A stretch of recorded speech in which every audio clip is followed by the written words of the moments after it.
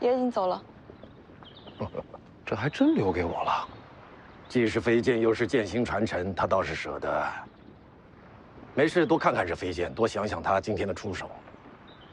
您不是说要我走自己的路，少看别人的武学吗？有我传你建议，别家武学还有什么必要去学？不过这邓太阿的飞剑倒是可以借鉴借鉴啊。就是这剑太秀气了，颜色还那么艳，小女娃的鉴赏水准不超过8岁那种。幸亏邓前辈走了，不然您还得再打一场。打就打呗，老夫打不过王仙芝，还打不过邓太阿了。东海之上，前辈输了，胜负未分呢，但再打下去怕是要输。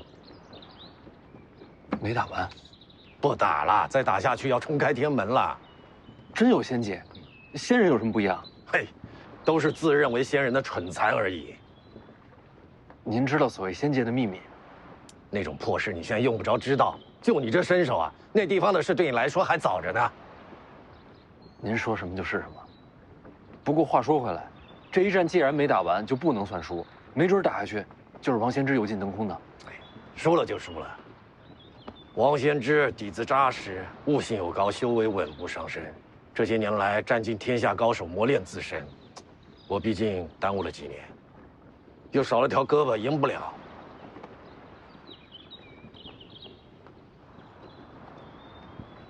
反正我心中，您才是天下第一。谁会在乎啊？打得尽兴就好。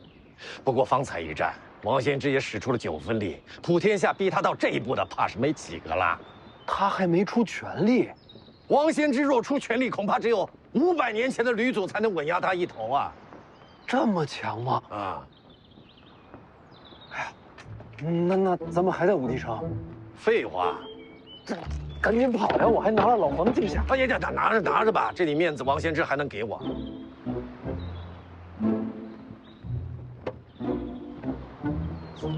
那什么，那您面子有多大？你要干嘛？我能跟王仙芝聊2句吗？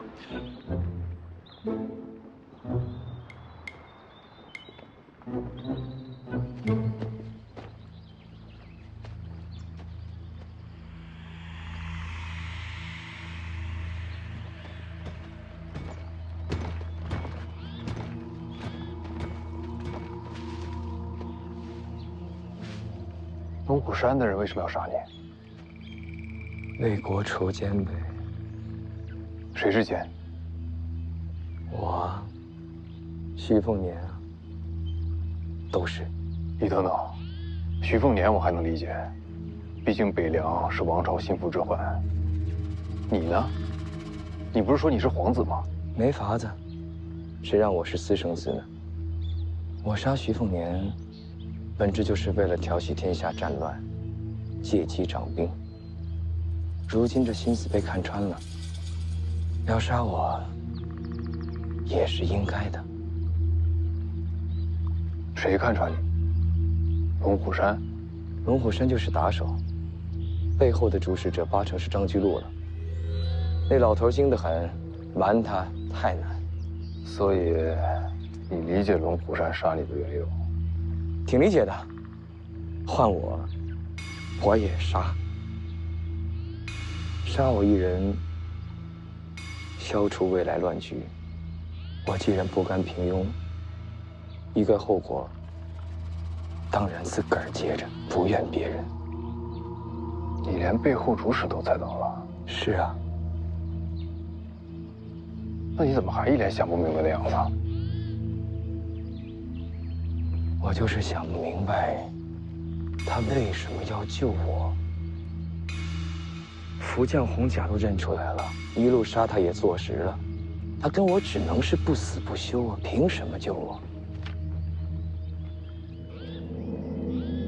想和你化敌为友？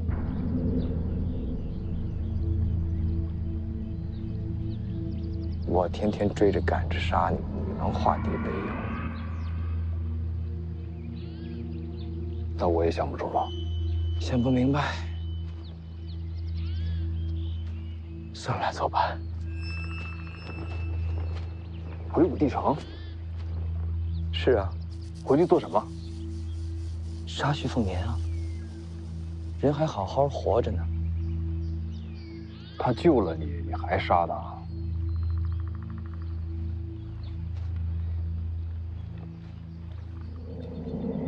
我心里是感激他的，但这跟杀他不冲突。人生两难全。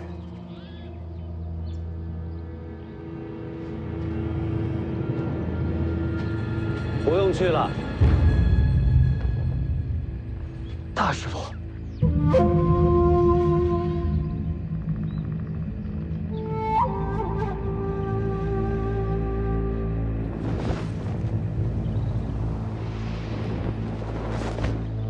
王先知，睡了吧？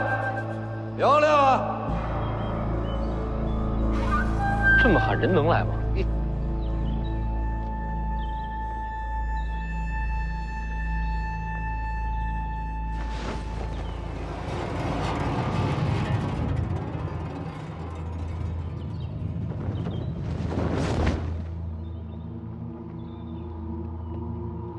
何事？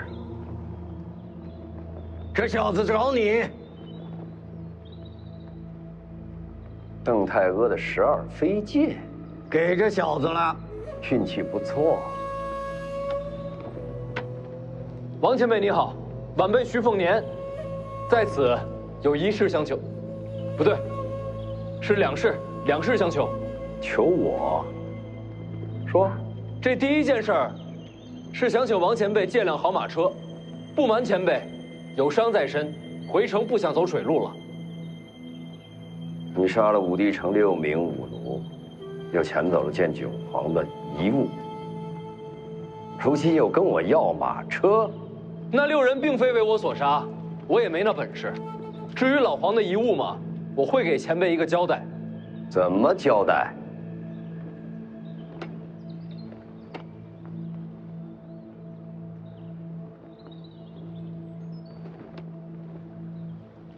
老黄和李剑神都是徐某长辈，他们2人未完之事，我徐凤年接着。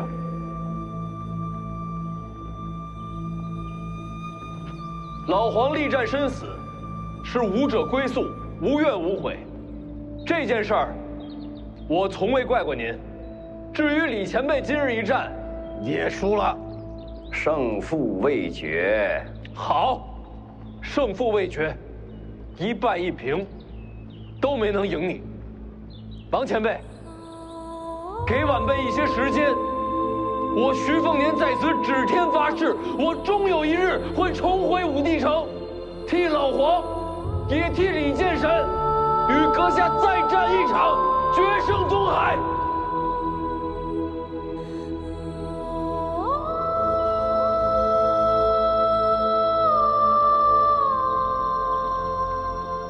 你在约战？正是。不仅约战，还要赢你。如今的年轻人胆子真大呀。行吧，那我也疯一把。我这辈子从来没赢过你，王献之，这最后一次机会，我就托付给这小子了。你信他吗？这剑道好在哪儿啊？好就好在，它有传承。时下的年轻人敢和我当面约战的，你是第一个，恐怕也是最后一个。好，等你来。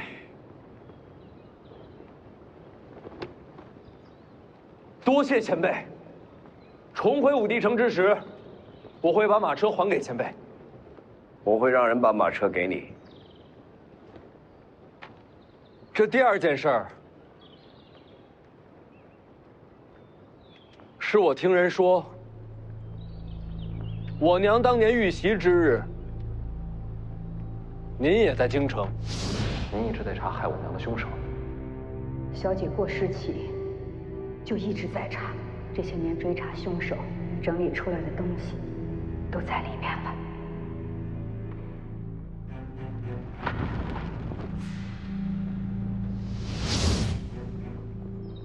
当时我是在京城。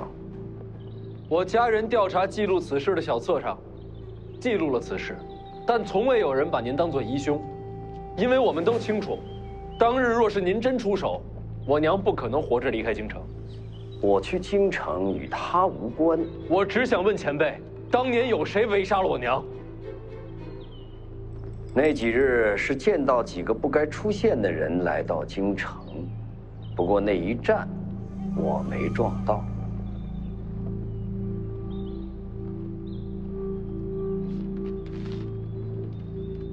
这个人当日在不在京城？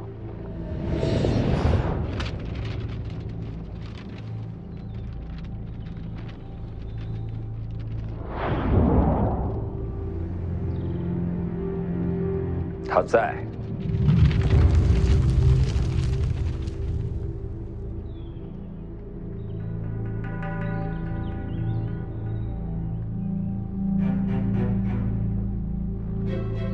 多谢前辈。除他之外，还有谁在？我不记得名字，我只记得是瞧见北莽的人也在京城。北莽的人，高手，差不多吧。对于我来讲，都一样。黎阳皇室联合敌国，埋伏的是自家臣子，多荒唐！你别激动啊！多谢前辈。你打算怎么做？看来徐某回家之后，要再出一次江湖了。你要去北莽？是。别忘了咱们的约战。放心，晚辈不会死在北莽。王前辈，最后一句。你这问第3件事了。老黄临死前说了什么？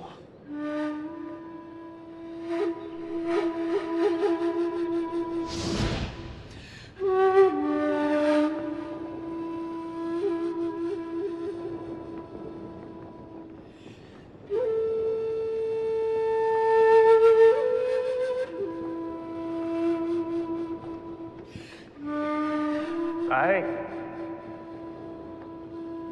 给少爷上酒。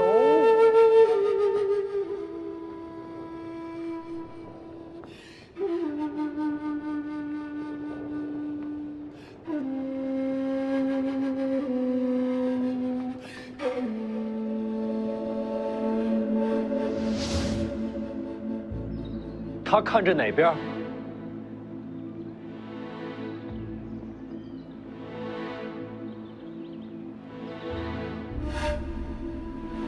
北。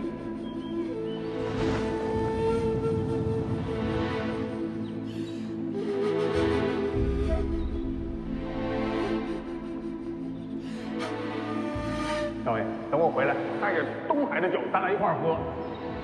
行。哎呦，人都这么满。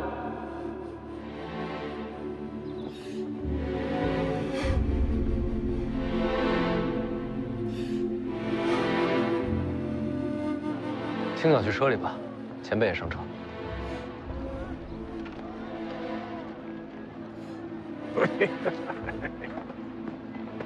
世子先走，我把船上凤子营兄弟叫上，回头就赶过来。舒修也去，嘱咐船夫顺江而回，送去北凉。是。走。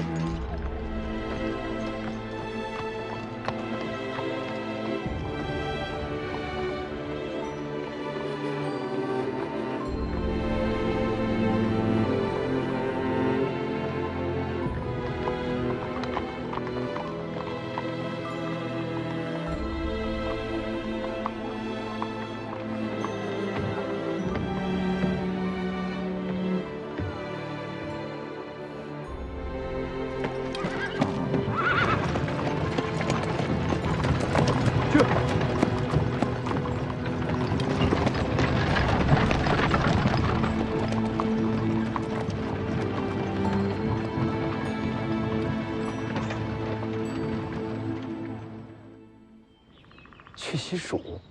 曹长卿与西楚公主已然到了蜀地，楚国余孽蠢蠢欲动，朝堂认定蜀地将有大乱。这是机会。正是，朝廷需要有人去蜀地平乱。难道是我？还能是谁？可是，按理说不该轮到我。徐骁不能去，西蜀若归北凉，天下都要姓徐了。顾建堂呢？顾建堂告病，陛下也不敢放这样的猛虎出山啊。也对，西蜀掌兵必须是陛下信任之人。大叔，可是还有其他几个皇子在，那几位，谁愿意去与曹长卿对决生死啊？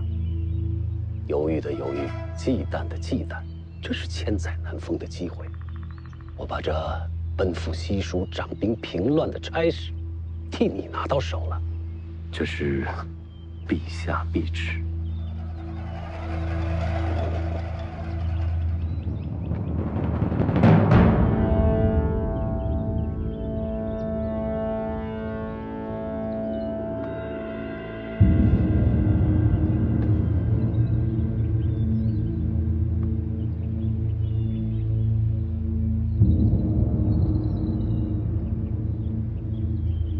可曹长卿不好对付。我陪你西行啊。更重要的是，你没必要与曹长卿为敌呀。我问你，楚人最终目的是什么？回家。没错，潜藏蜀地只是权宜之计。等曹长卿与那位西楚公主收拢旧部之后，他们必定会离开西蜀，重归楚地。到那时，西蜀再无掣肘之人，而你执掌兵权，名正言顺，那时你就是新的西楚之王。就怕到时一道圣旨，收回我的兵权。这样的旨意，你会接吗？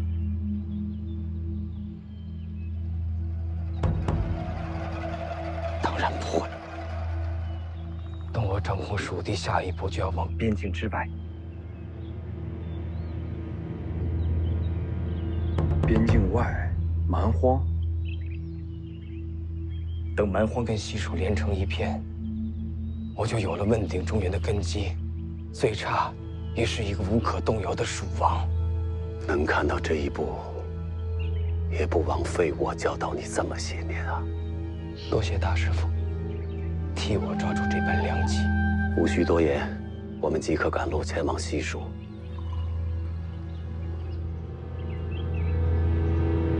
这人是谁呀？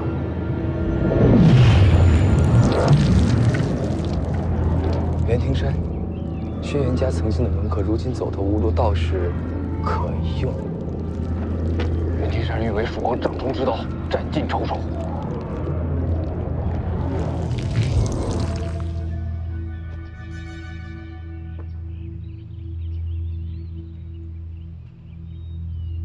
这人间终于给了我一次机会，一个一飞冲天的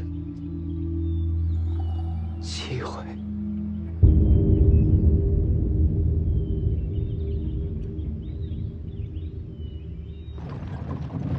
终于返程了。哎，小子，邓太阿的飞剑再让我瞧瞧。青鸟，帮我打开。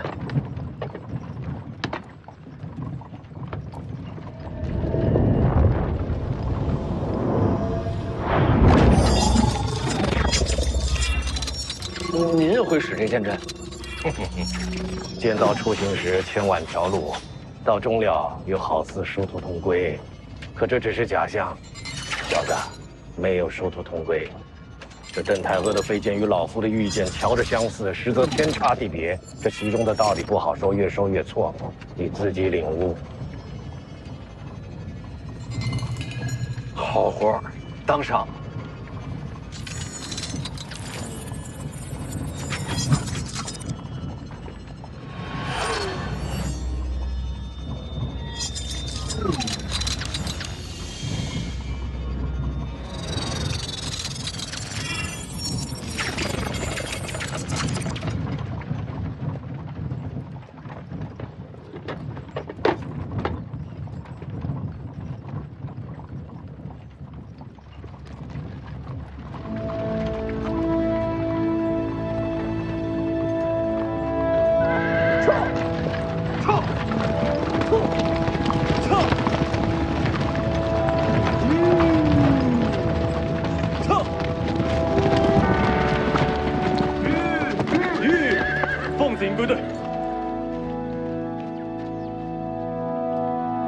回家了。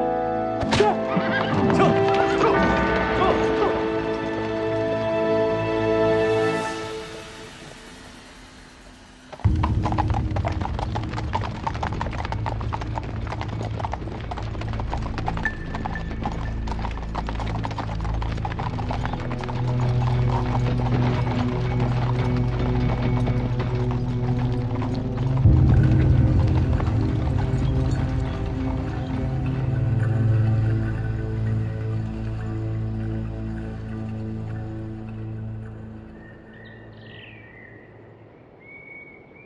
大师傅，这一路为何转了这么多方向？别让人给堵上。会有人堵我吗？办事总要小心，那为何不快马加鞭？总要让马有休息的时候啊，不能跑一半把马给累死。大师傅，我看毛先知与李成刚，他们都快能飞于长空了。借真气而已。你能吗？你说呢？徐凤年也踏上归途了，这您都知道？我让人远远盯着，这一路歇息时都有眼线回报徐凤年的行踪。还用让人盯着他吗？要是我能成为蜀王，就可以不用杀他了。我一路在想，你说在武帝城时，徐凤年救你一命，这事儿确实说不过去。会不会是徐凤年知道咱们要去西蜀找兵？这密旨他怎么会知道？就算他知道，为什么要救赵凯？西蜀北凉可谓犄角之势，徐凤年是下一任北凉王，若是和蜀王联盟，那就真的安枕无忧了。这么说倒有点道理，还是说不通。徐凤年怎么可能远隔千里还知道朝堂对策？再者说，武帝城时，大师傅还没有来，连我都不知道自己要去西蜀。不管怎么说，徐凤年都没有理由救你，这事儿透着古怪。所以我让眼线观察他这一路的行程。您哪来那么多眼线啊？活了这么多年，总该给自己培植些势力，这些势力将来都是你的。大师傅，若没有您，我活不到今天的。若没有你母亲，我也不会有今日。行了，不说这些了。这些天眼线回报，徐凤年一行确实往北凉而去了。从路程看，他们就算想拦我们，也不可能。那就万无一失了。然而这些天，徐凤年始终在马车内未曾露面。是受伤了？不知道。您的眼线总不能拦路查人吧？徐凤年一行快经过广陵了。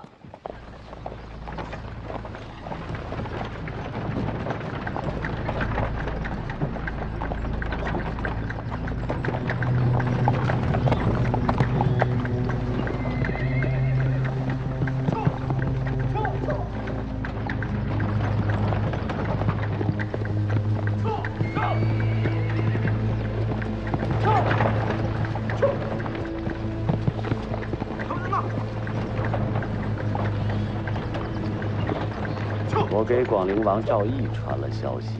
赵毅，那个家伙在藩王里也是恶名远扬，您给他传什么消息？也没什么，提了2处，一个呢是朝堂对徐凤年顺利的离开武帝城不是太欢喜，另一个呢，徐凤年身边有绝色相伴。赵毅父子2个好色如命，您是想借赵毅的广陵军区试探徐凤年？可那家伙虽然臭名远扬，却也不是笨蛋。他真敢害徐凤年吗？为什么要害呢？大军吓唬吓唬徐凤年，让朝廷有点面子，然后顺带把那个丫头要走。一个丫头，北凉能说什么呀？徐凤年不会把人交出去的。赵毅又不知道徐凤年的为人，以他的处事，一个丫头还不如个物件。这。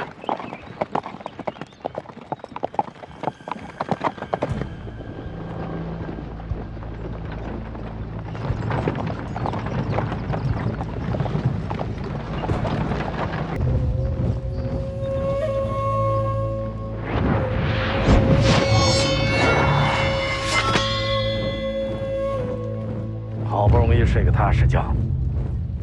麻烦。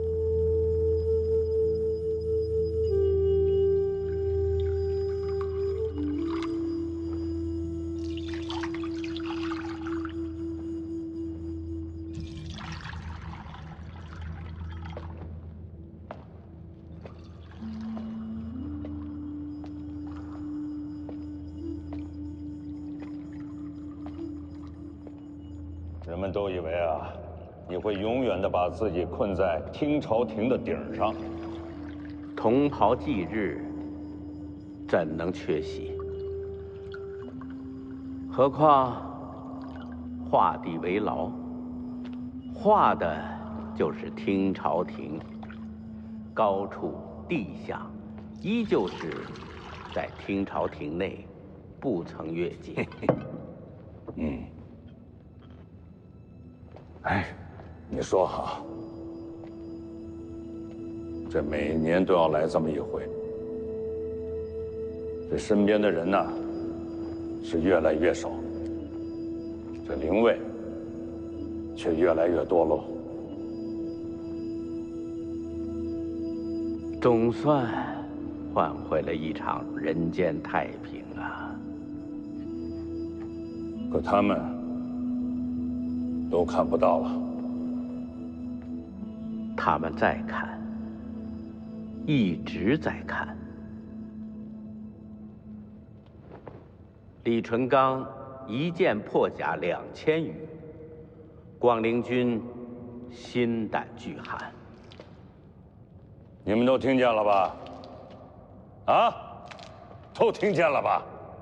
啊，就是那个陪了你们很多年的那个李剑神，这次他威风了。凤年未曾露面。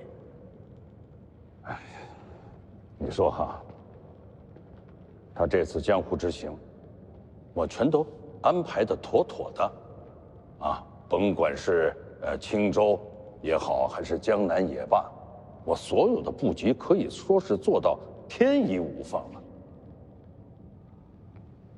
陈之豹一直未曾在军营露面，无人知道其下落。哎呀，凤年这孩子呀，在我的布局之下，竟然弄了一场瞒天过海，把我都给骗了。直到最后，我才知道他要做些什么。要是一直跟着你的安排走，他就是第2个徐骁。啊。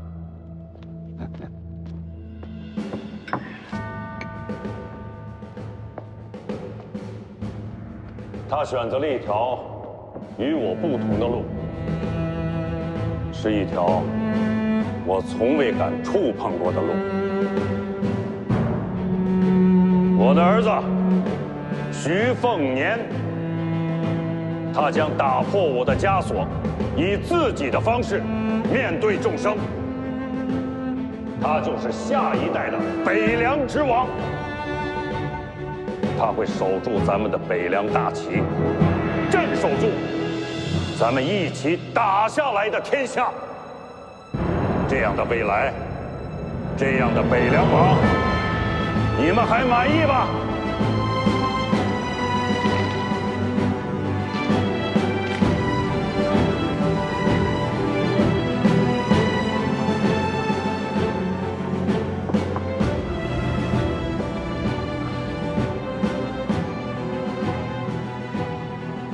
我们的时代终于要过去了。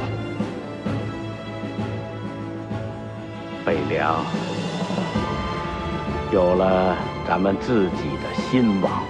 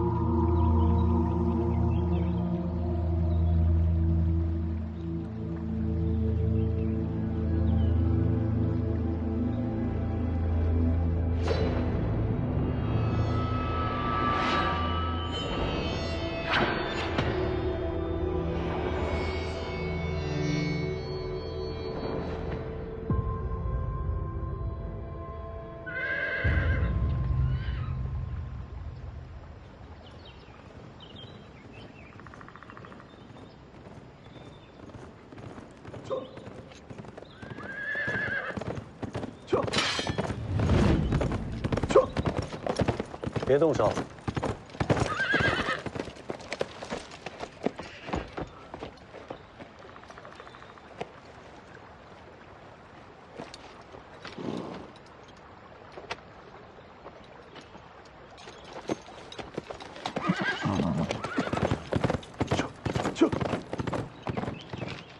有消息了。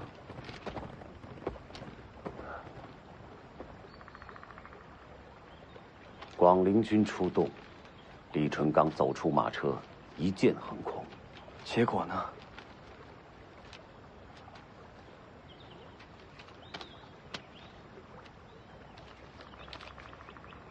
赵毅派出多少兵马？2000余人。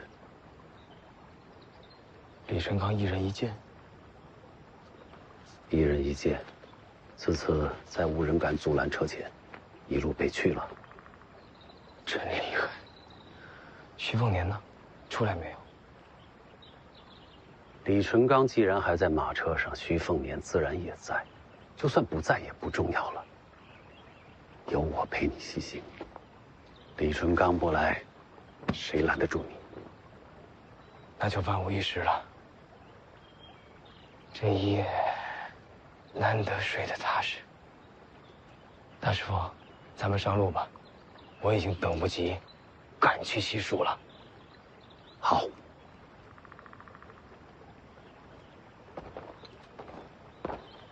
起床了。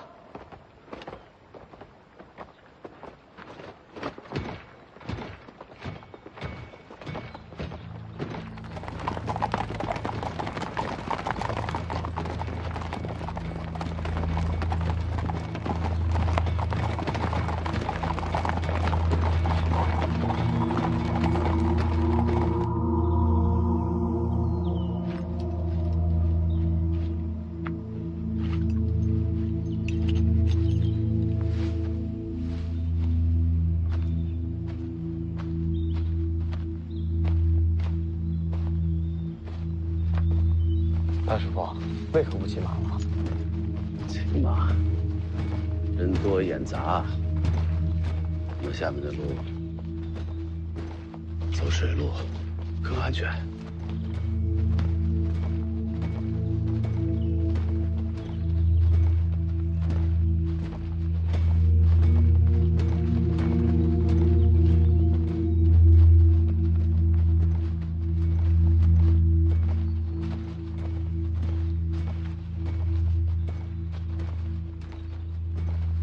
我们到前面登船，后面的路沿江而下。时快时慢还不停改变路线，大师傅，没必要这么小心了吧？现在没有人能够追得上我们。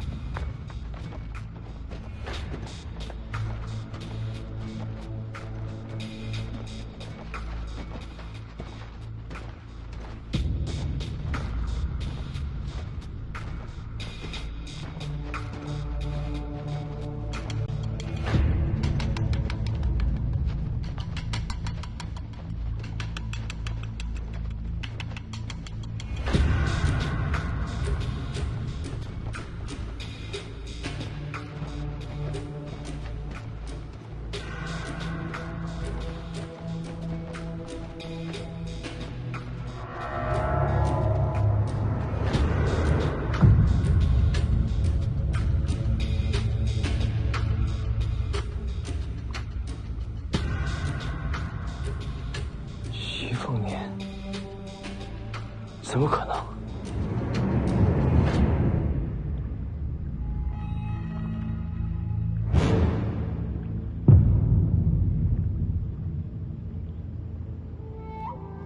怎么可能？还记得我在武帝城和你说过的话吗？就这事，你怎么想的？你的绝路不该在这儿，还不走？你的绝路不该在武帝城，而是在这儿。武帝城救我，是为了在此劫杀？说不通吧？救你、劫杀，都不是为了你。我眼中的敌手，从来就不是你。你等的是我。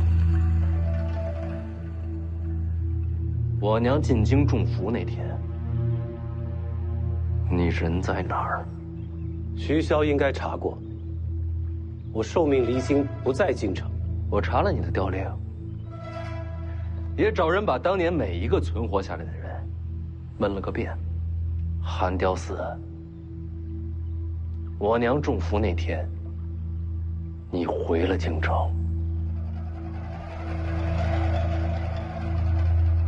这么说，是有人看见我了？是有人看见了，但不认识你。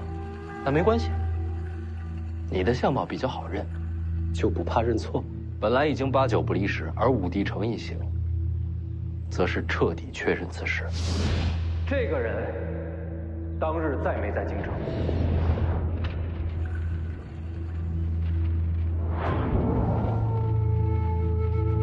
他在。你在京城，为什么在？因为皇室围杀我娘，需要你这个大内第一高手坐镇，但你们也害怕北凉事后报复，所以做了你不在京城的假调令。谁能想到，我娘她居然能逃出升天，那段时间你们应该很怕吧？怕北凉起兵杀进京城，但是并没有，因为我娘没有把这件事说出来。为什么？因为天下初定，若此时再起杀机，世间又将陷入战乱，生灵涂炭，万劫不复。为了天下人，我娘瞒住了此事。她很了不起，可这样的大局，你们在乎过吗？北凉如此强悍，换了哪位君王不担心呢？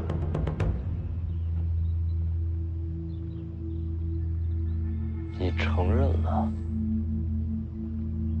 到了这一步，再狡辩就失了气度。没错，当年围攻你娘有我一个。很好。徐家清除玉兰，徐骁没猜到的，你做到了。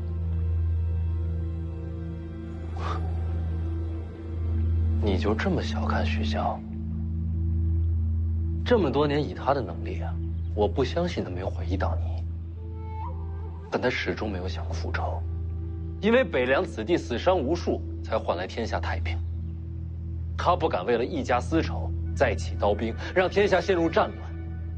他是害怕对不起那些战死的老弟兄们。北凉王重大局，但我和徐骁不一样。杀母之仇怎能不报？没做错的人为何要忍耐？为何要妥协？我徐凤年绝不委屈自己。所以，你宁愿毁了先辈创下的太平盛世。我都说了，我和徐骁不一样，人情公理我要，天下大义我也要。凭什么偏要选一样放一样？我偏要两全其美，不愧本心。现在想想，曹长青这次堂而皇之的去西蜀，也是在配合你行事。可有些事情，我始终想不明白。你怎么知道朝廷一定会让赵凯去西蜀？又怎么会知道是我来送他这一程？更古怪的是，我们这一路线一变再变，你怎么能拦在此处？自然是有人通风报信。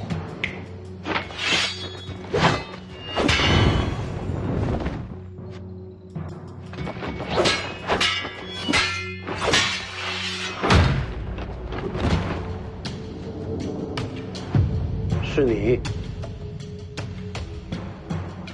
你是北凉手下？当然不是。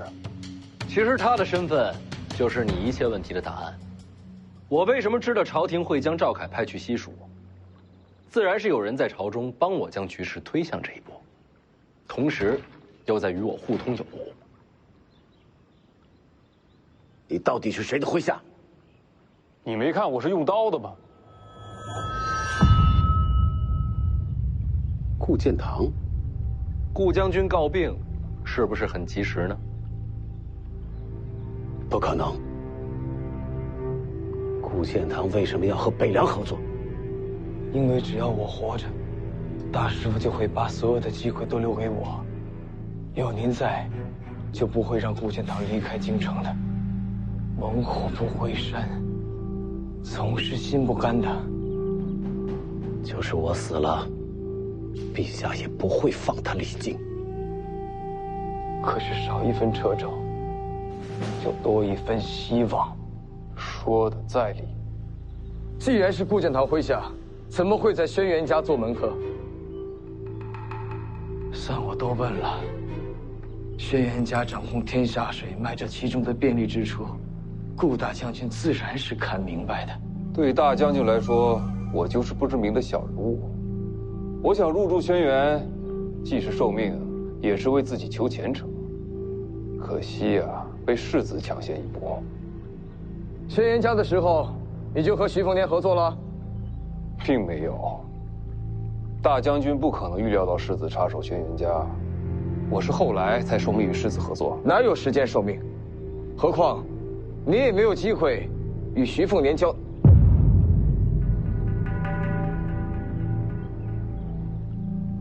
上阴学宫，你过去盯着徐凤年，如果能听到他谈了什么，最好听不到，也不强求。没错。 还是我给的机会。大将军看重上阴学宫，自然有麾下驻留，正好给我传令。顾大将军也不容易。我还记得那时，你回了我话。徐凤年和我媳妇儿都去了哪儿啊？就在屋里说话，我不敢靠近偷听。我见你见神的时候，徐凤年一直没出来过？绝对没有。那时候就在骗我了。 对不住，你挡了大将军的路。谁？袁庭山。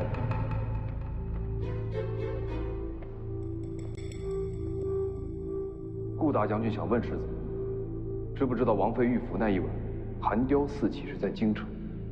我知道，我也知道顾将军想要的是什么，可以谈。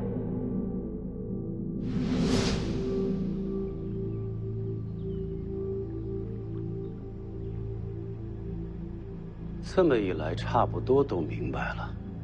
顾建堂不但没有阻挠，反而暗中推动，让赵凯接下西蜀之行。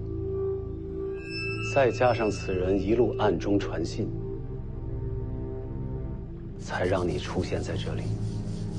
这么说来，西楚公主也是你的妻子啊？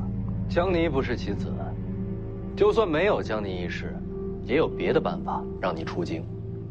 结果这么巧，遇上了曹长青，又撞见顾建堂也想杀你，正好省去了我在京城的布置，留着以后再用。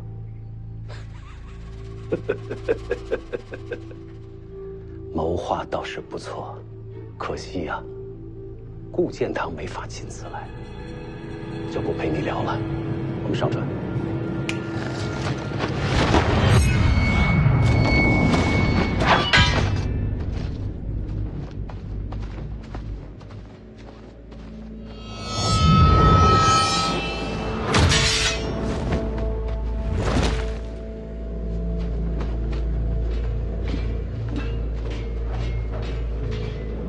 是我们的船，你先上船。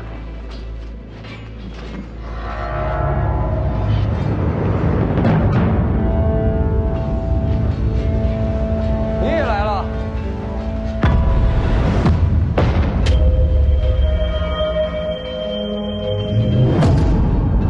往那边过河。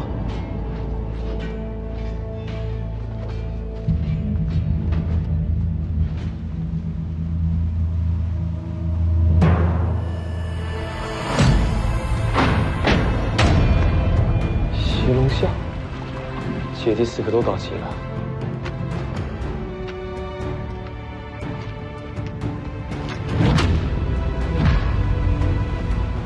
虽然不会武，但为娘报仇的场面，岂能错过？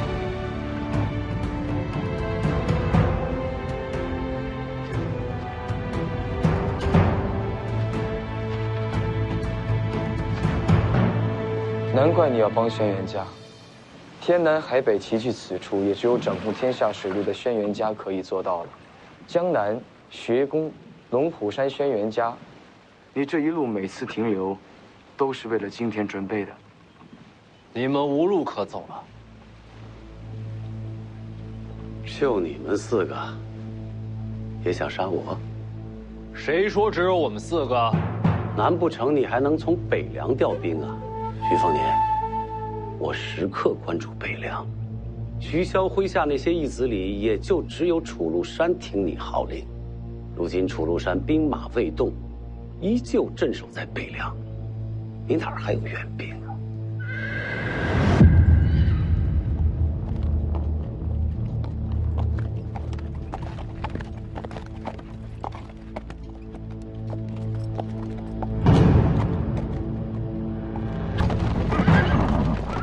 来这里，不是为徐凤年，只是为义母复仇。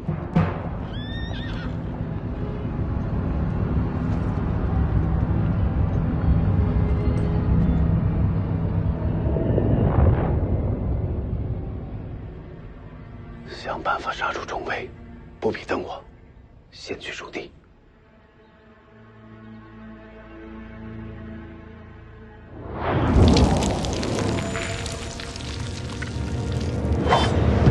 北凉从阵！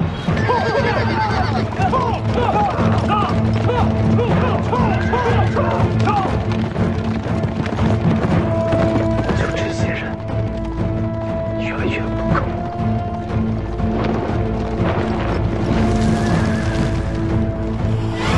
大师傅小心！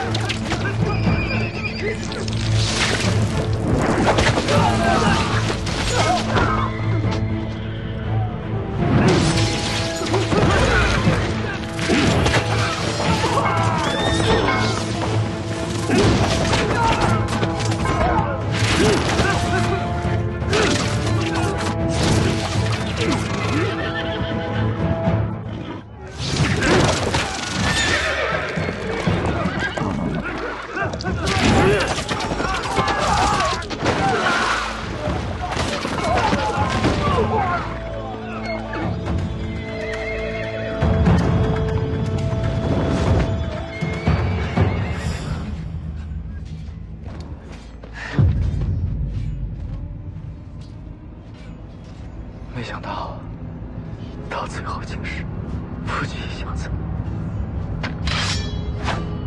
谁与你夫妻？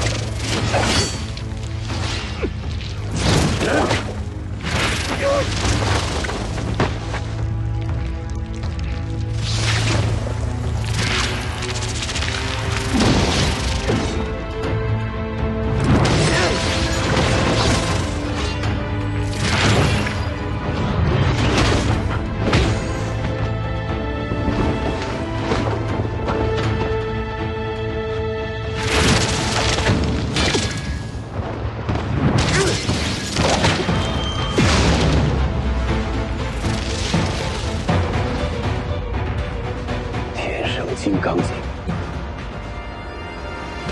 可惜这样的天才就要毁在今天了。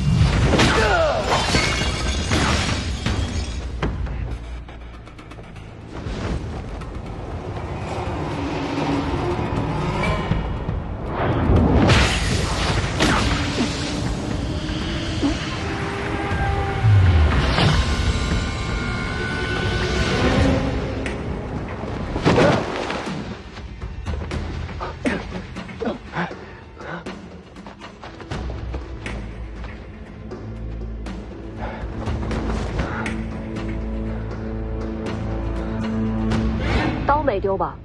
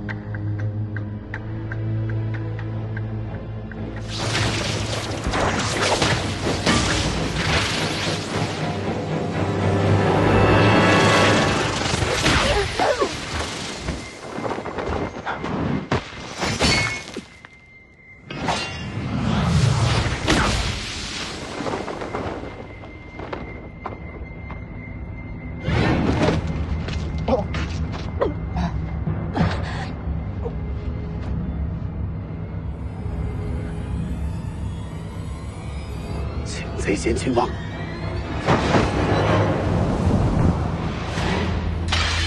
两袖轻射。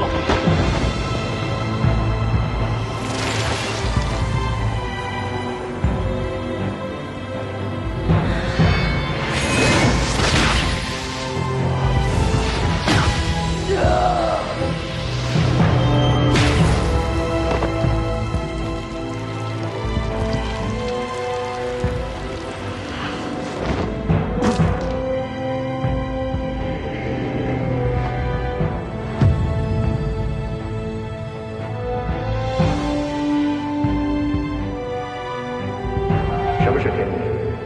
过天门者，则可凌驾人神。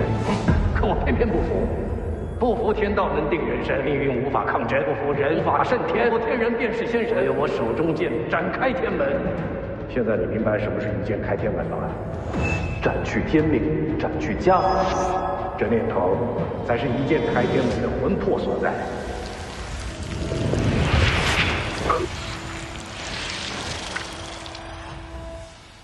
给我开天门！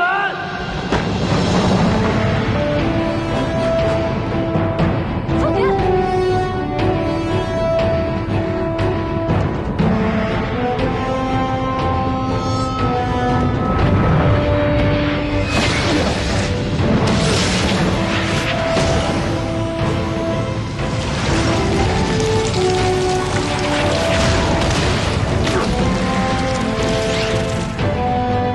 不要做死事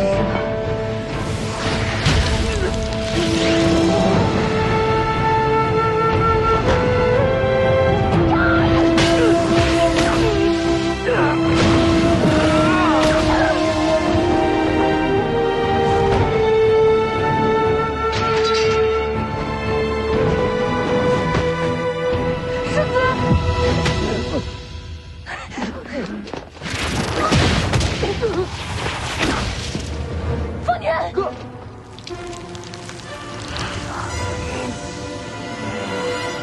去死吧！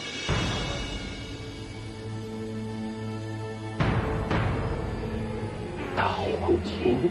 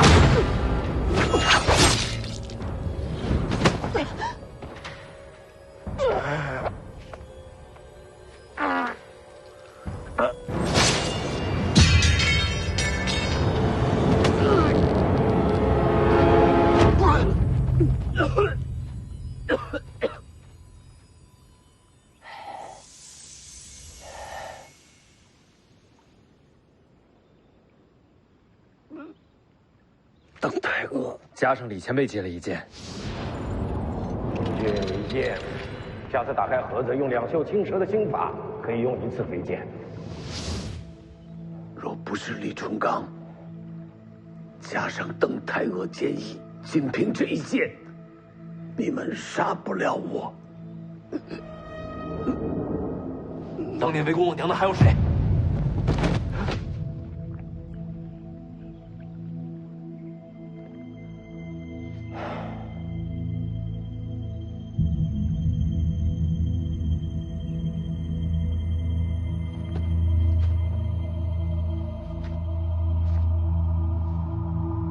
师傅，我爹不愿见我吗？他想不想见你并不重要，你想要的就该自己去争，哪怕万劫不复，也要为自己闯出一线生机。我该怎么争？我教你。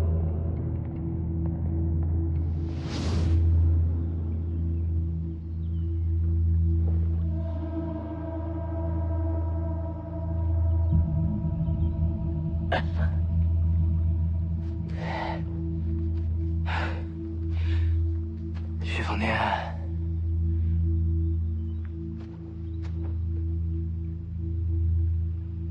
你生来就是徐家的嫡子，一切天生就该是你的，而我却要拼尽一切，才能看到一丝机会。我明白，你应该非常恨我。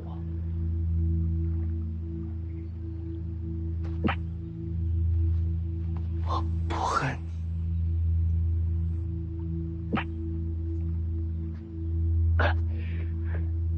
你，我也不认命，但我要试着改变它。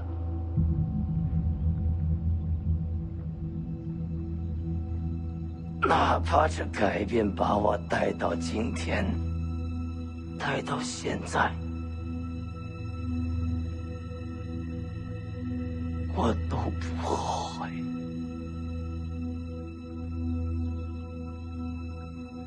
其实你也一样，也是你，在不可能中找到了一丝复仇的希望。水凤年，你很了不起。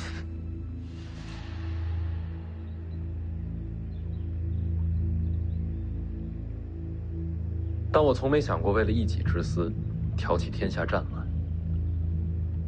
赵凯，你的下场皆源于此。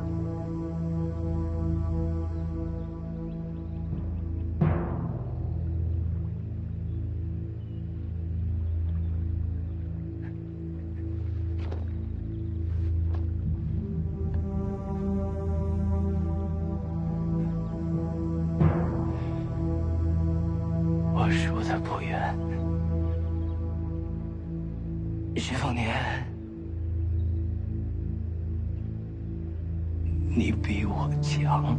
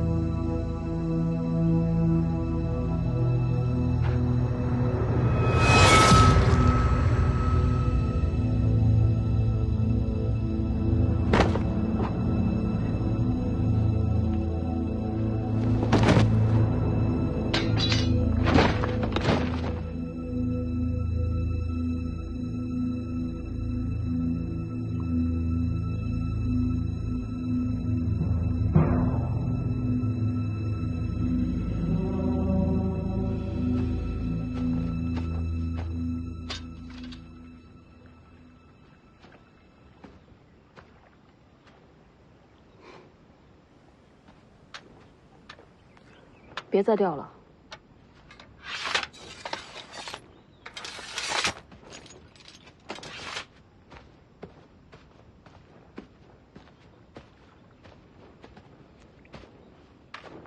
顾大将军托我祷告谢意，我们的合作到此结束了。希望下次不是战场相逢。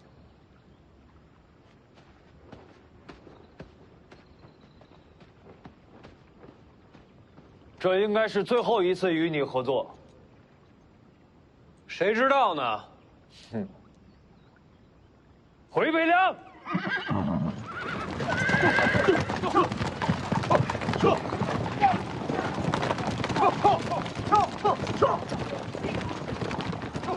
凤年，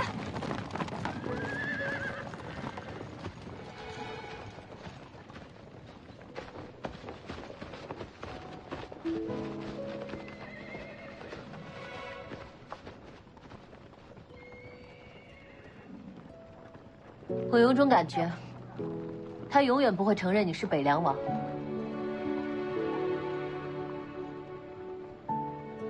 跟我回家。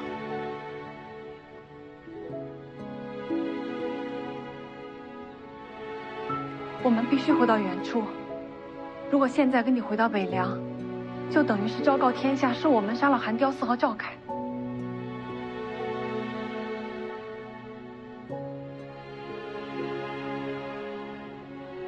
等你成为北凉王，就能接我们回家了。好好练刀，别丢了徐家的脸。这，生家给你留着。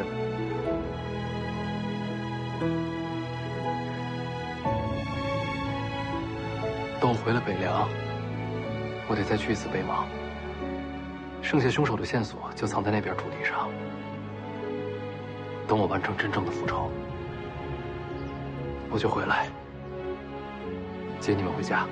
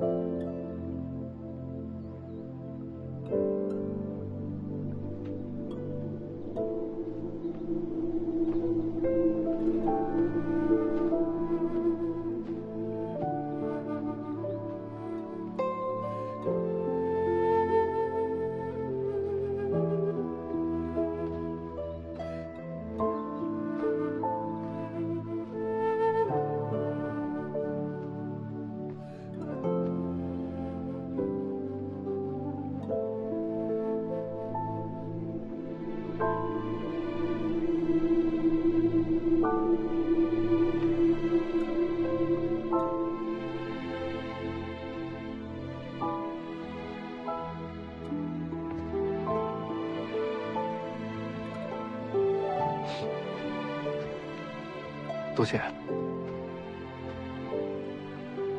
我走了。去哪儿？好几本书没看，我得赶回听朝廷。北凉再见。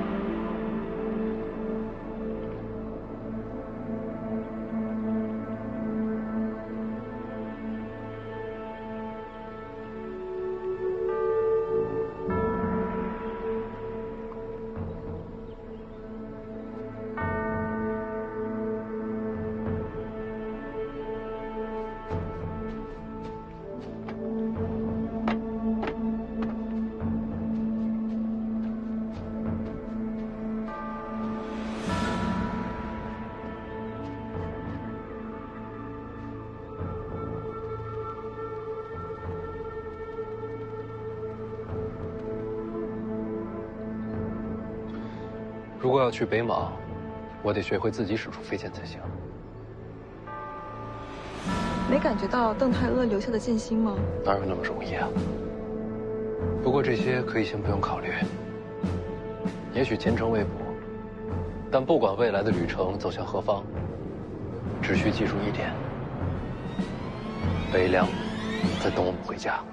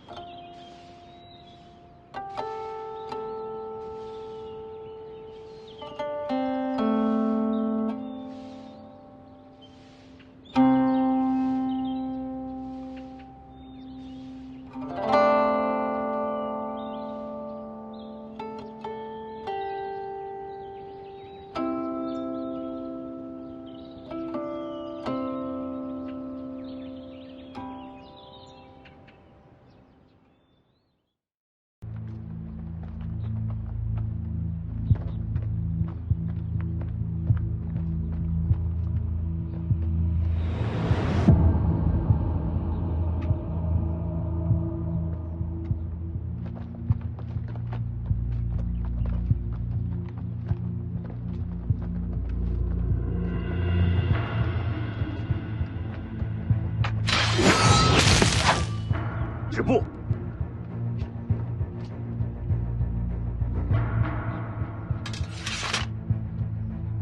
我家老黄落了东西在上面，我只取一样，其余不碰。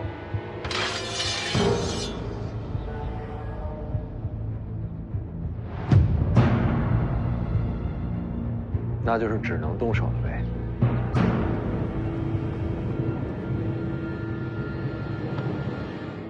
要跟这几位打架，你咋办？我与大哥一起冲杀。好，真是好兄弟。想等打起来讲道是吧？大哥，你说什么？我说我答应你。既然你要为大哥冲阵，自然要成全我兄弟这一腔血勇。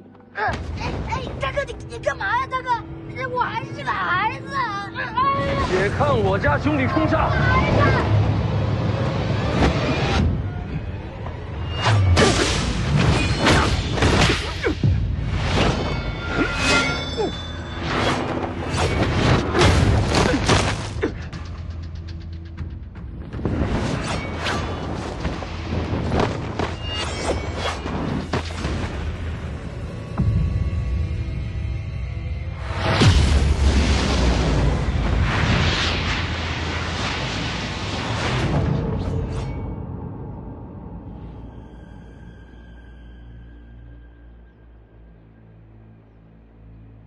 贤弟好武艺，你就等着这一下，可不就等着贤弟大杀四方吗？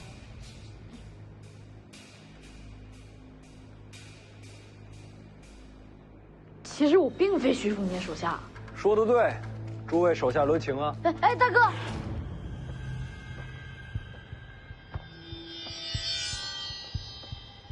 这少年又是哪儿来的？毕竟是北朝世子，想必是暗藏的护卫。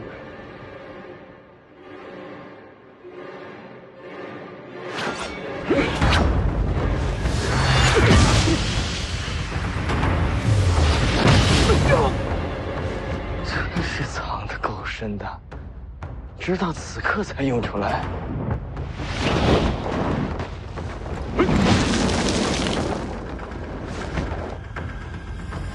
真是好身手。这大概就是徐凤年的杀招了。他身边那些人的路子都算摸清了，只有这个少年是个意外，等下出手杀他。不该先杀徐凤年吗？能先杀徐凤年自然最好。可是你看此人，面对6名武奴，依旧首当其冲，忠勇之极。要杀徐凤年，此人定会挺身而出。再等等。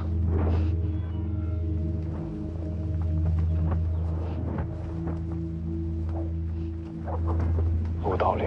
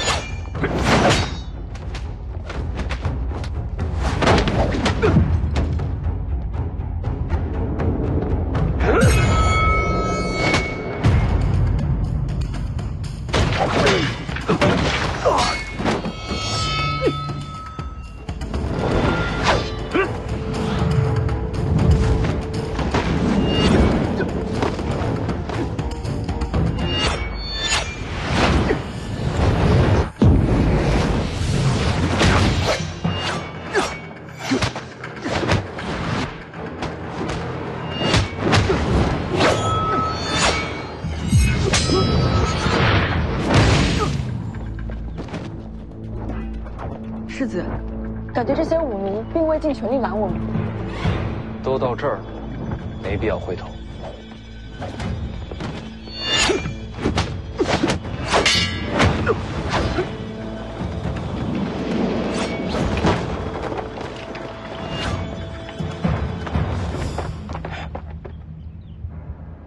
机会来了。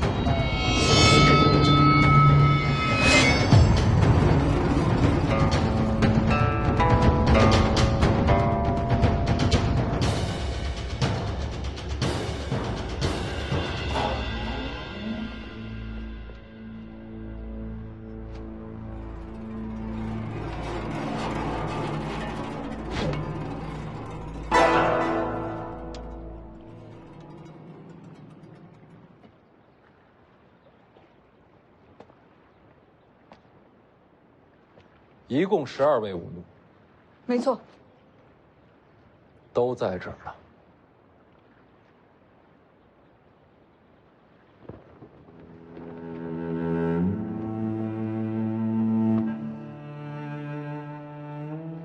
你也在。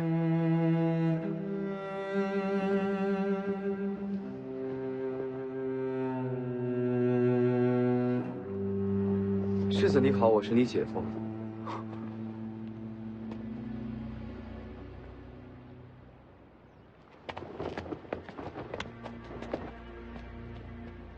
又见面了。自家亲戚，我帮你吧。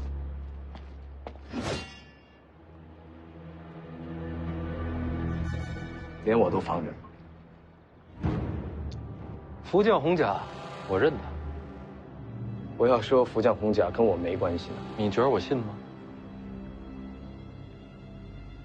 我不参战，诸位随意。世子，请吧。这是要当黄雀。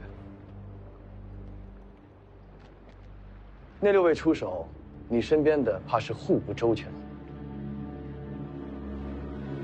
我要是不再前进，就此离开呢？世子，您不是这样的人。也对。世子，前后夹击，时局不利。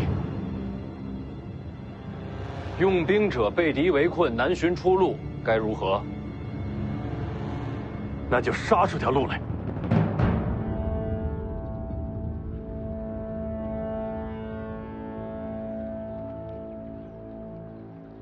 对，杀出条路来。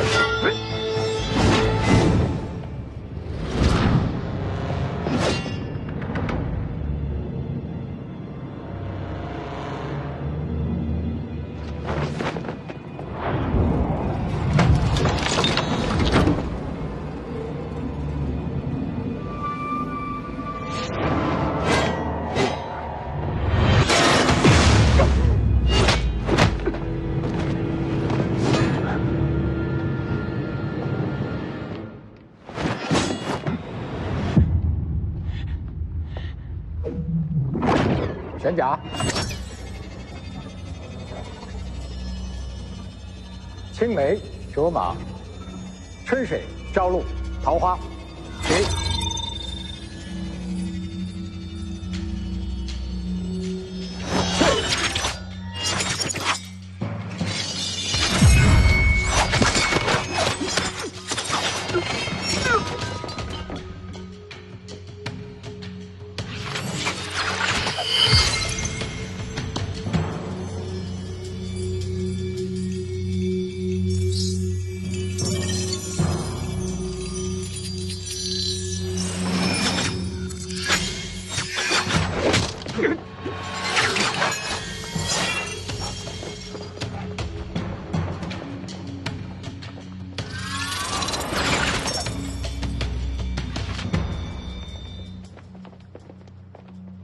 怎么不倒了？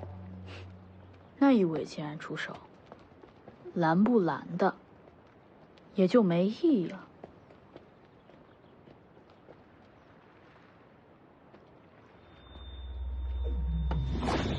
回来！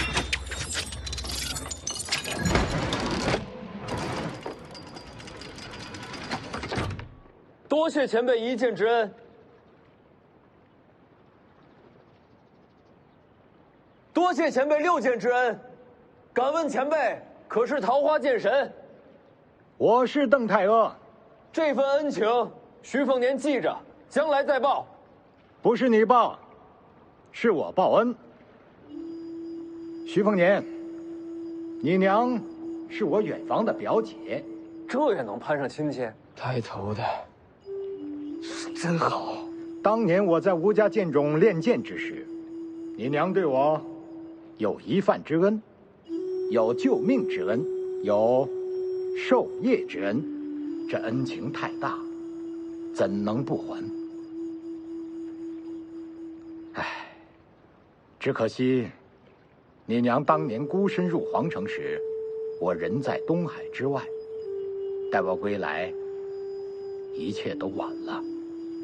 你娘那一战，落下病根，最终殒命。回想起来，我愧疚至今。我欠你娘的恩情，今日这6件，算是还了一半。城头之上，你想拿些什么，安心拿便是。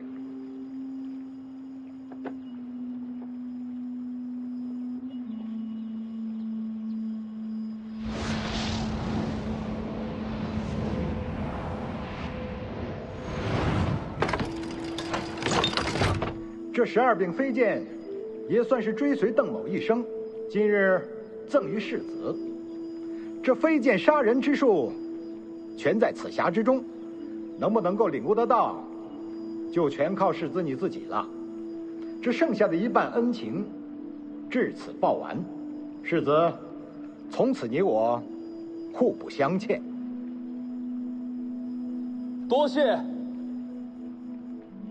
世子先把飞剑收了吧，回头收。桃花剑神的飞剑术，武林里的无上绝学啊！我知道，谁让我眼光浅呢？这时候，那个剑匣才是天下第一重要。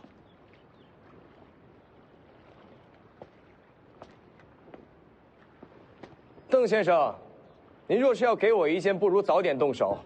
我在这边上等着，心里不是事儿。恩情还尽，因果结了，世子与我无关了。那我若是等会儿对徐凤年出手，您不出剑，我的剑已经送人了。邓先生这般身份，定是一言九鼎。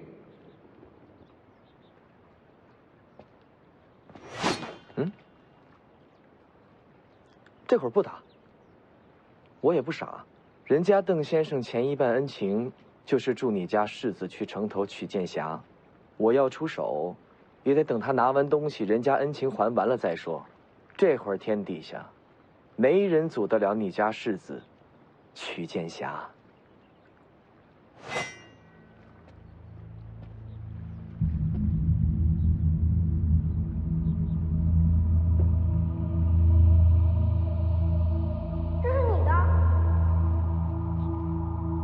世子问你话呢，你赶紧回啊！是我的。世子，这是府上新来的马夫带来的旧东西，就不带进府里了。啊。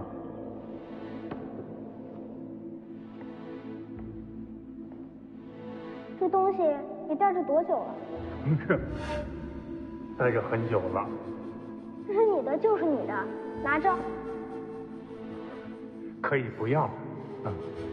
我娘说了，陪着你的是缘分，也是情分，人和物都是如此。其实我也不太懂这句话，反正别乱扔旧东西，将来想要了哪儿找呀？哎。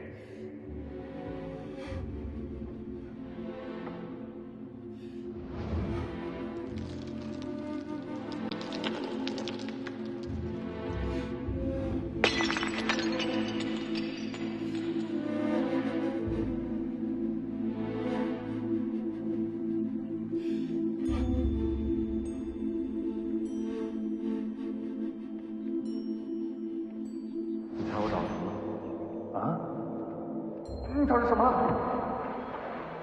哎，你看，我给你找回来了。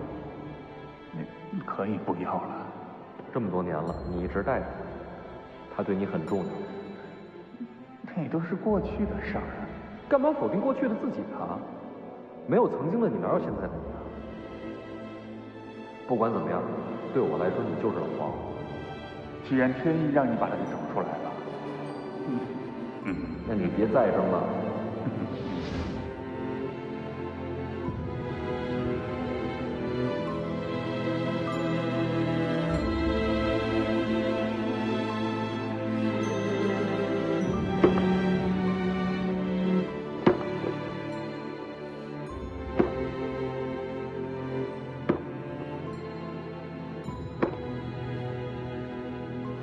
你姓什么？我姓黄。那我就叫你老黄吧。好啊。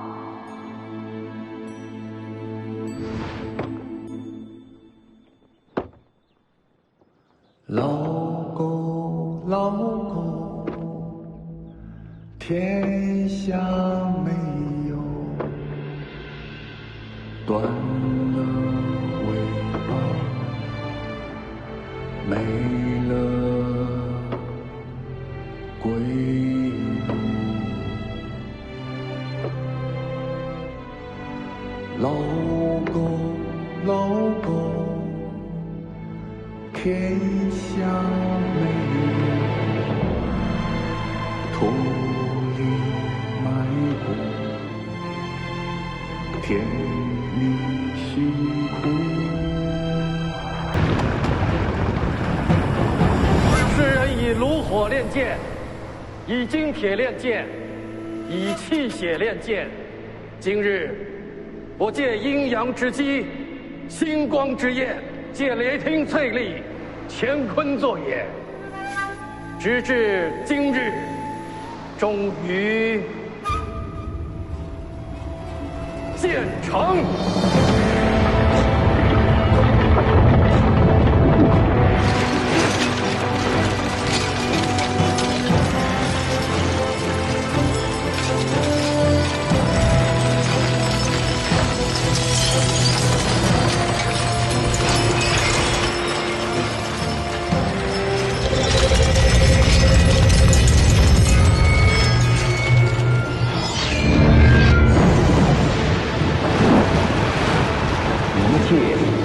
开天门，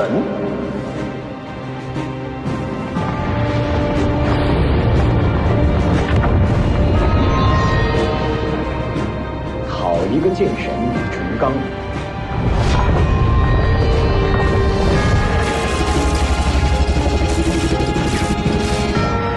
好剑！李淳罡此剑开得天门，杀得你王仙之否？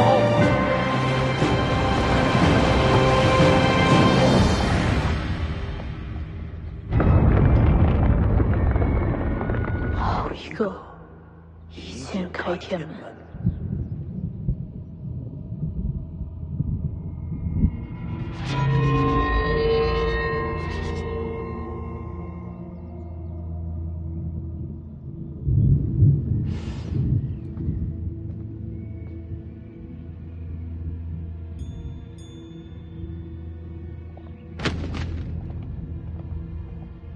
小师叔，又去偷菜了。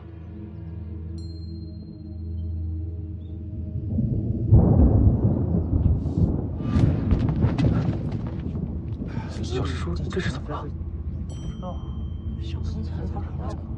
小师叔刚才好好的，怎么成这样了？现在还好好的。小师叔啊，别动他！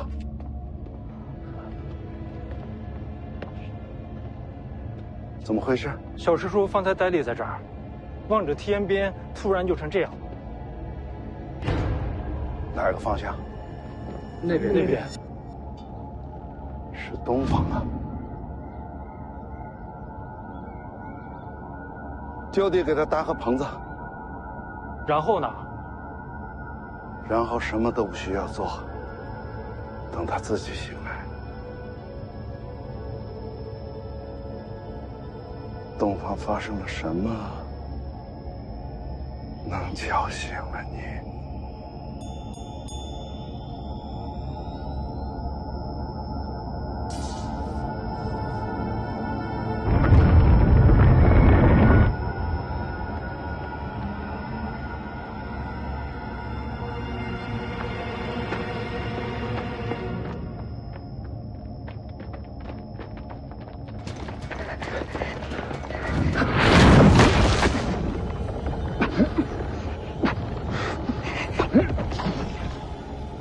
终于等到这一刻。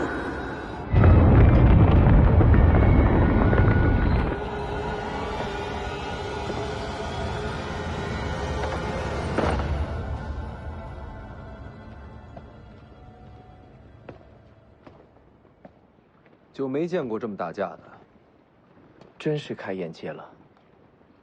你说，他们还是人吗？是。哦。王仙芝我不清楚，李剑神绝对还是人。剑侠取回来了。那我可以继续动手了吗？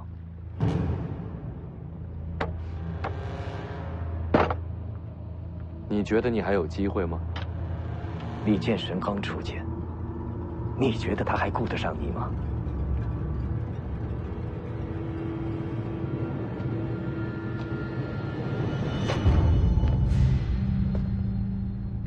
还有个人藏在这里。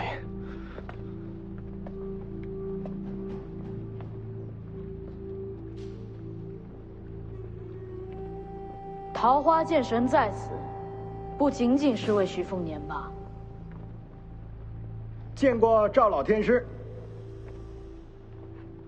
你认得我？虽未谋面，却也听闻过赵老天师的风采。也是难得。知道我的人极少，怎么就遇上一个？你运气不错。没明白。李淳刚和王先知动手之后，我就能杀你了。可偏偏新湖内，感受到武帝城外有绝世高手，便想着再等等。没想到等了个桃花剑神的报恩局。方才阁下与武奴动手时，藏了手段，闹着玩玩，何必较真呢？敢问阁下的身份是？被认出来就不瞒了。贫道龙虎山赵玄素。宣字辈，世子，宣字辈可比当今的龙虎掌门还高了2倍。眼前这位，怕是已经活了2个古稀。猜到阁下要对我动手，但没想到辈分这么高，也是难为赵老神仙了。这几日还要管我叫大哥，我都不在乎，你在乎什么？敢问阁下还杀我吗？本来还是该杀一杀，毕竟邓太阿在，该留几分面子。前辈也是来杀徐凤年的。方才邓前辈说过，他的恩情已经报完了，之后徐凤年的生死均与他无关。眼前这位世子，还是可以杀一杀的。晚辈愿与前辈联手。如果桃花剑神不出手，眼前这些人是拦不住前辈的。下面的符角红甲是你的，若前辈喜欢，可拿去赏玩。你就是赵凯，前辈知道我。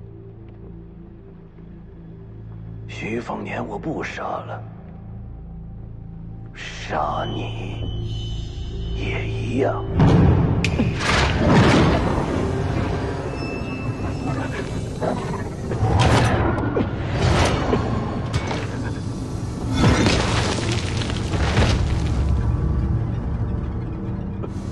一具傀儡也想破局？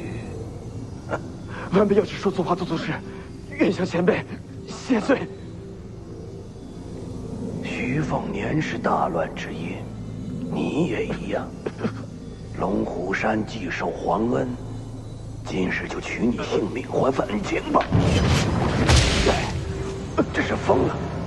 你救他，赵老神仙手下留情。他一路都在杀你。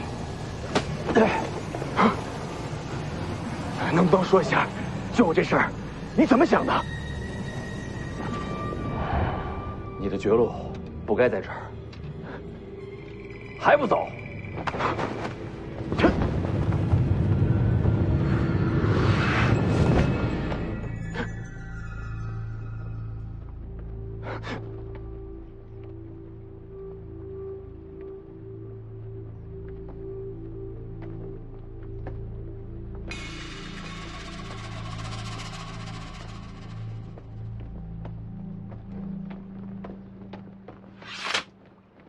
想来想去，也想不出你救他的理由。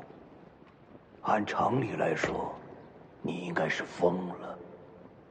有可能，可我知道，你小子心思极深。你救他，必定是有一个极其重要的原因在。给赵老神仙赔罪。现在的年轻人真是越来越了不得。要不是邓太阿在，我真该杀了你。还请赵老神仙手下留情，放过那二位。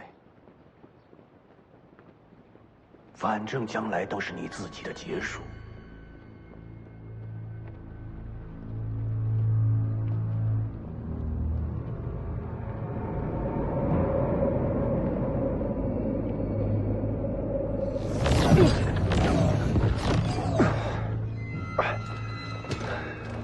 这都什么局面？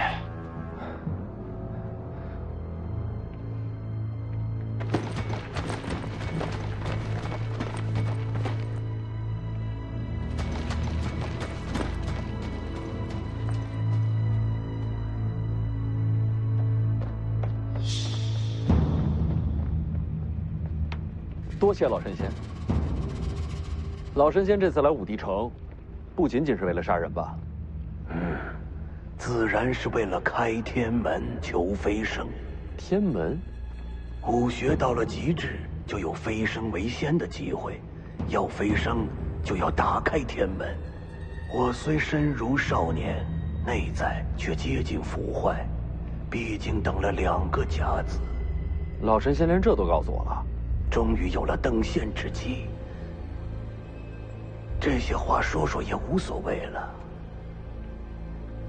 天门重开，是因为李剑神与王仙芝一战，怕也只有这2个人交手，天门才会重开。我没来错，天门将开，仙界重临，我终于能迈出这一步。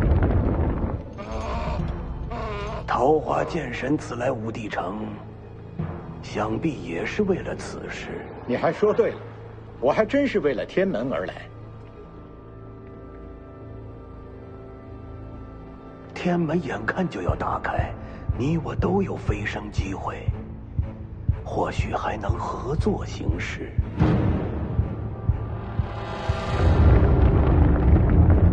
这2人全力交锋了。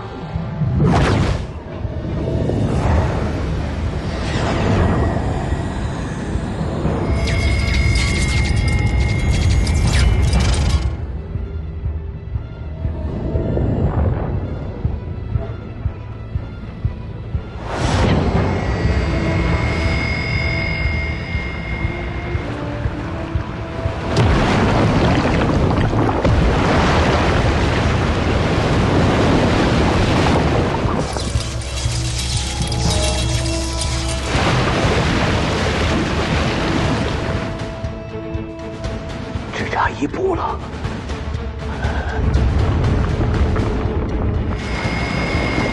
白大妈，天门将开。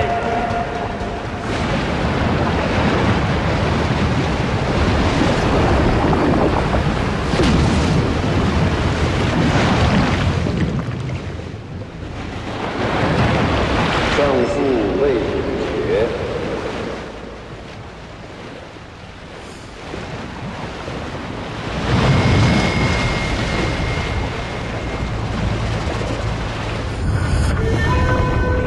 王仙芝在做什么？怎么停手了？数十年来唯一一次开天门的机会，他们俩就准备放过了不成？或许他们2位不愿飞升呢？不愿飞升？为何不愿？或许比起仙界，他们更想留在人间。人间有什么可留的？这种机会怎能错过？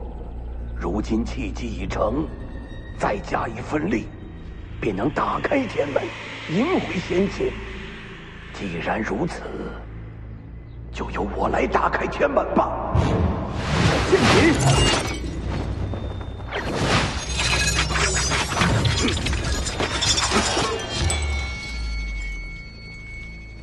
邓太阿，你做什么？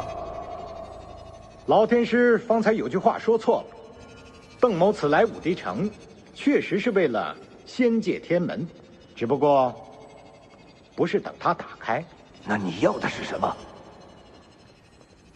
我要的是阻拦天门重开，要仙界与人间断了往来。为什么？历来古籍素有记录，仙人下界。所谓仙人，早已抛却人心，以天道自处。每逢仙人临凡，仅凭喜好，便要改换天下之事，江河改流，山川移位，都属平常。更有甚者，仅凭一己之好恶，便要断人间之生死，不知换来多少白骨累累。那又怎样？世上王朝更迭，不也是杀戮不断？别的不说，这位是北凉世子，他爹徐骁当年杀了多少人，怎不见你提剑斩杀？王朝更迭，乃是人间自己之争斗，我从未想过让天下无杀戮。说起来，我自己所练的就是杀人之剑。可是人间之事，自然由人来决定。这人间不需要仙人。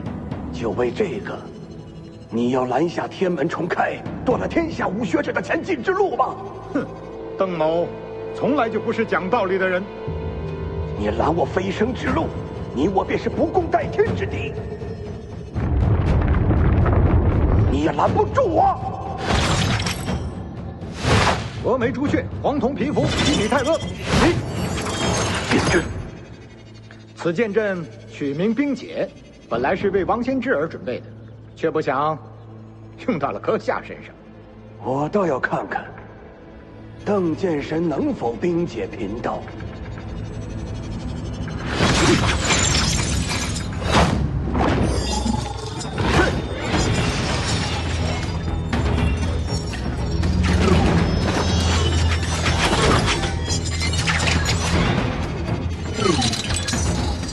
星辰之力，雷池之威。郑太和，你怎敢如此？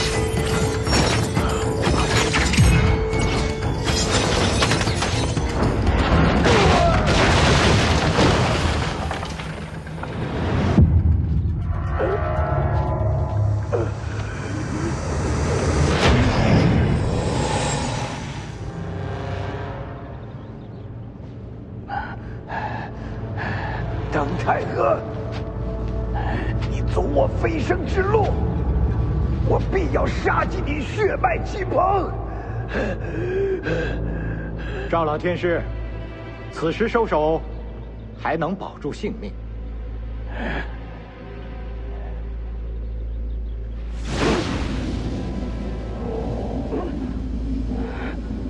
你这又何苦呢？如此作为，岂不是断了自己的生路？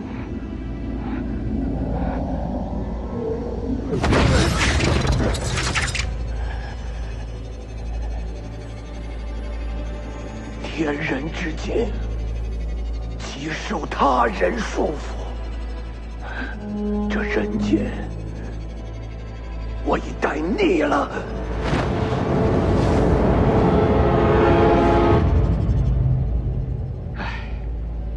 生而为人，却逆了人间，哼，何其可笑！我等进入天人之境，便再也不算普通凡人。只是为了变强，真的要抛弃那颗做人的心吗？我扔了又如何？赵老天师，邓某的剑下不许人间有仙。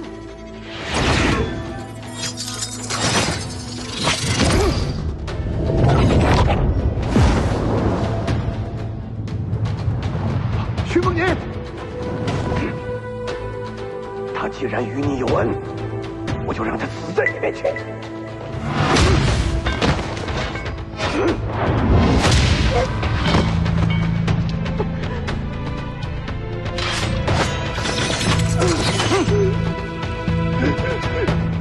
老子让你登仙，剑酒6000里。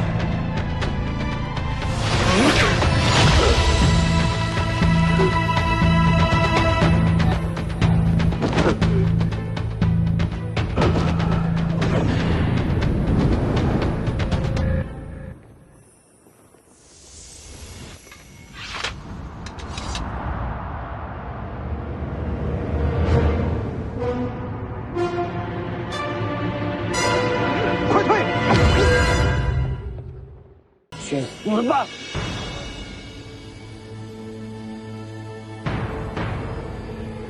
大黄金。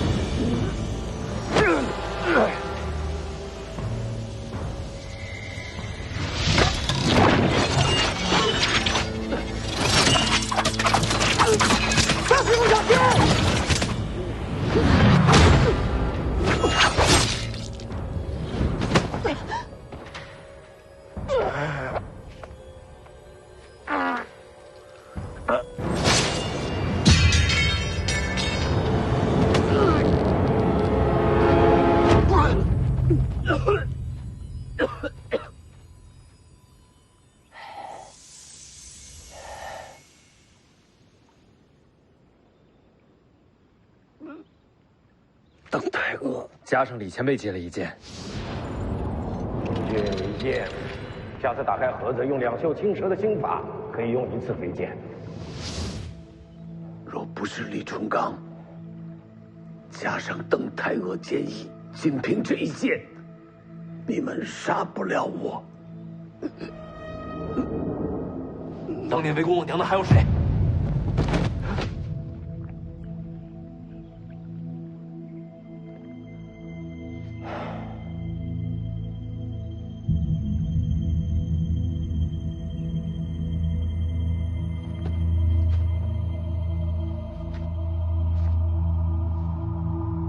师傅，我爹不愿见我吗？他想不想见你并不重要，你想要的就该自己去争，哪怕万劫不复，也要为自己闯出一线生机。我该怎么争？我教你。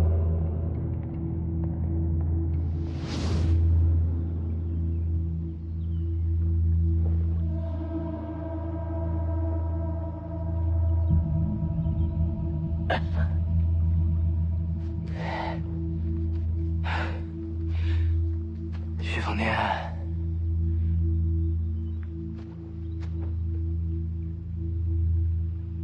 你生来就是徐家的嫡子，一切天生就该是你的，而我却要拼尽一切，才能看到一丝机会。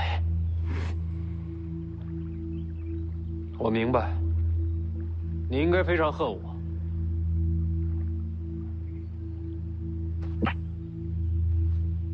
我不恨你，我也不认命，但我要试着改变他。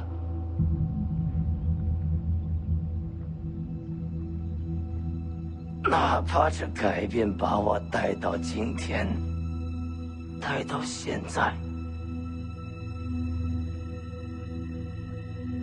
我都不后悔。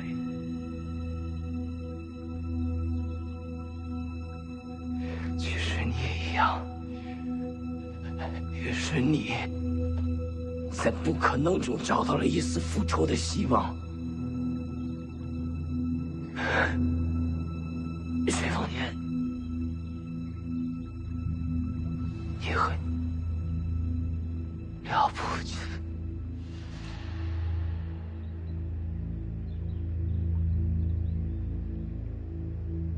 但我从没想过为了一己之私，挑起天下战乱。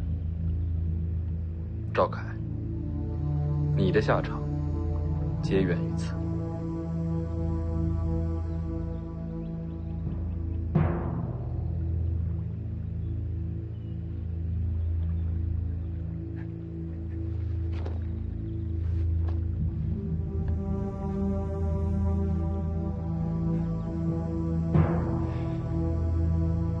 我输的不远，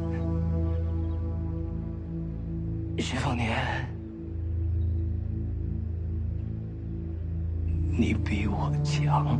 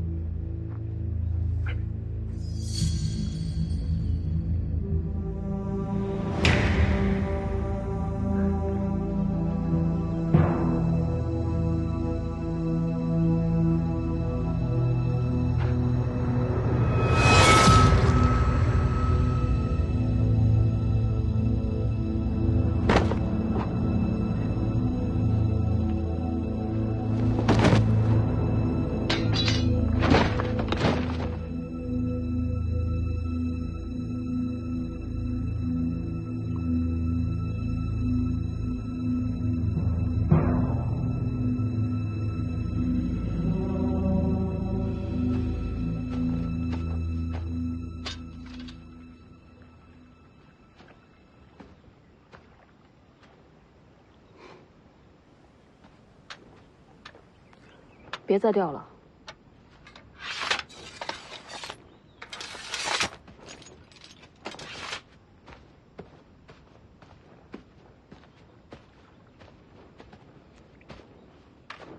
顾大将军托我祷告谢意，我们的合作到此结束了。希望下次不是战场相逢。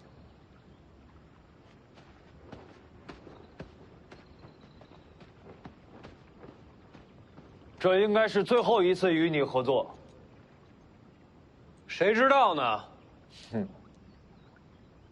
回北凉。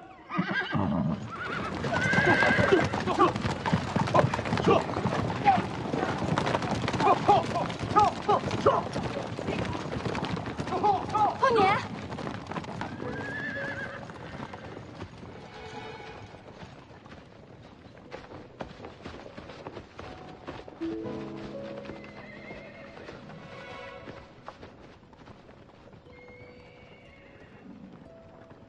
我有种感觉，他永远不会承认你是北凉王。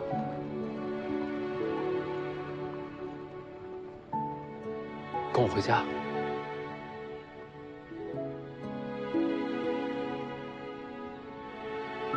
我们必须回到原处。如果现在跟你回到北凉，就等于是昭告天下，是我们杀了韩雕嗣和赵凯。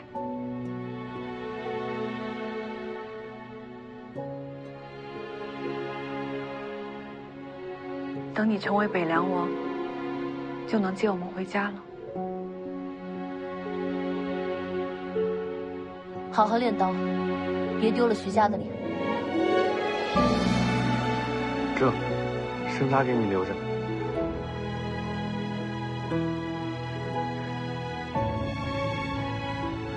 等我回了北凉，我得再去一次北邙。剩下凶手的线索就藏在那边土地上。等我完成真正的复仇，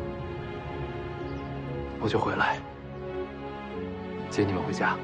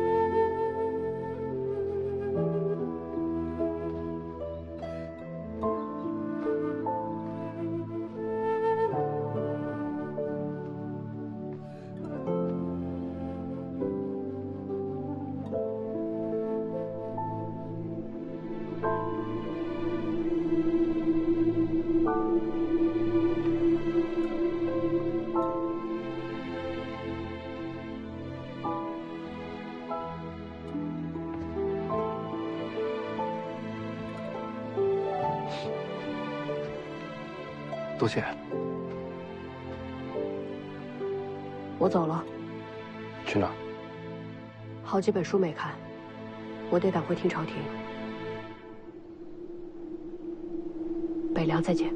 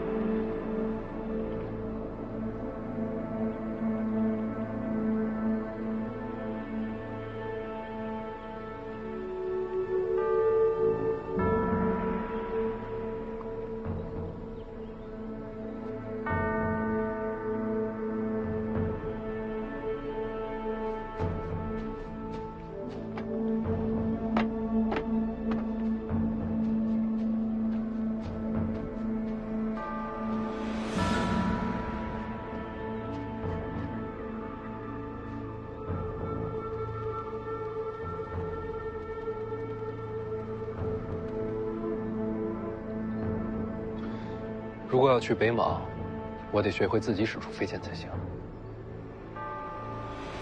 没感觉到邓太阿留下的剑心吗？哪有那么容易啊？不过这些可以先不用考虑。也许前程未卜，但不管未来的旅程走向何方，只需记住一点：北凉在等我们回家。